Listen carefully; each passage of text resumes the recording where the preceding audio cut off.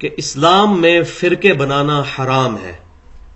جو شخص بھی اسلام کے اندر فرقے بناتا ہے اور مسلمانوں کی جمعیت کو توڑتا ہے وہ نبی صلی اللہ علیہ وسلم کا امتی ہی نہیں ہے. یہ جو حدیثوں میں خبر آئی کہ میری امت فرقوں میں بٹ جائے گی، اس کا مطلب یہ نہیں ہے کہ امت فرقے بنانا شروع کر دے.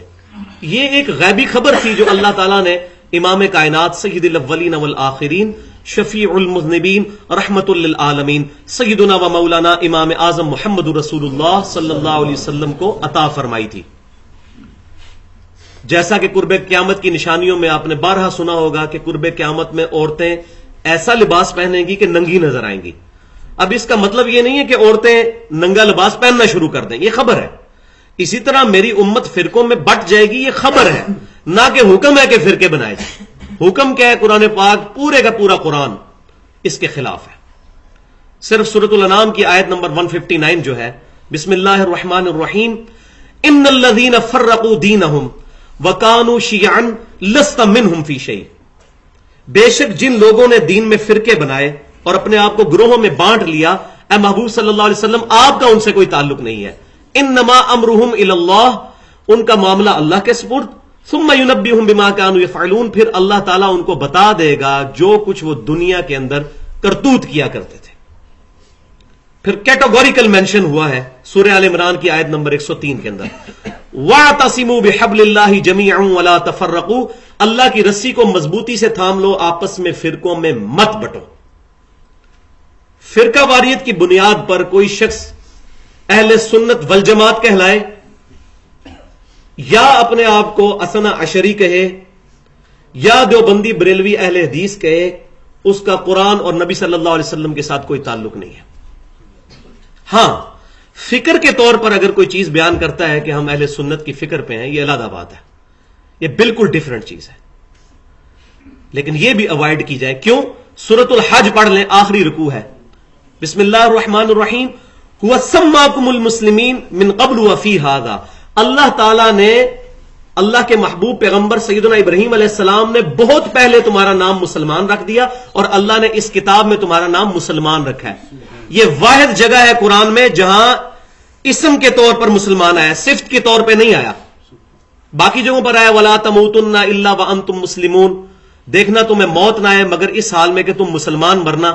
تو وہ کہتے ہیں نہیں جی ادھر مسلم کا مطلب ہے فرمانبردار بننا، لیکن یہاں لفظ آیا ہوا سماکم المسلمین، اللہ نے تمہارا نام ہی مسلم رکھا ہے، مسلمان. اب یہ جھگڑا نہیں کرنا چاہیے کہ مسلمان یا مسلم یہ ایک ہی لفظ استعمال ہو رہے ہیں. عربی میں مسلم، انگلش میں مسلم، اردو میں مسلمان لفظ استعمال ہو جاتا ہے. تو فرقہ واریت سے بالا تر ہو کر اگر کتاب و سنت کو پڑھا جائے گا، پھر انشاءاللہ تعالی کوئی بعید نہیں کہ ہمیں یہ ٹاپک سمجھ نہ آ سکے. لیکن جب فرقے گھسیں گے پھر یہ باتیں ہضم کرنا مشکل ہو جائیں گی.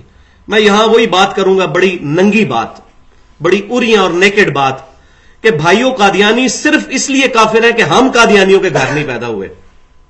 سیدھی سی بات ہے، سچی سی. اگر ہم میں سے یہاں جتنے 100 کے قریب لوگ بیٹھے ہیں، اگر ہم لوگوں کے ماں باپ قادیانی ہوتے، ڈیفینیٹلی قادیانی ہوتے ہم لوگ. میں اپنی بات کرتا ہوں، ہم قادیانی ہوتے. ہم کبھی بھی نہ یہ سوچتے کہ ہم سے باہر بھی حق لائی کر سکتا ہے.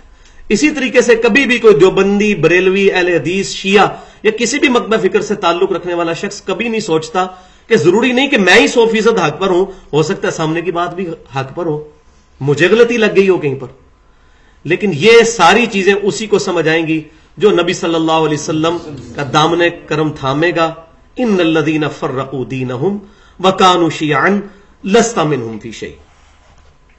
اور اس میں دوسرا جرم اسی کانٹیکسٹ میں یہ ہے کہ جو لوگ بھی حق بات کو چھپائیں گے نا، قرآن پاک میں ان پہ کئی جگہ لعنت کی گئی ہے یہود و نصارہ کے علماء پر کہ یہ کتمان حق کرتے ہیں.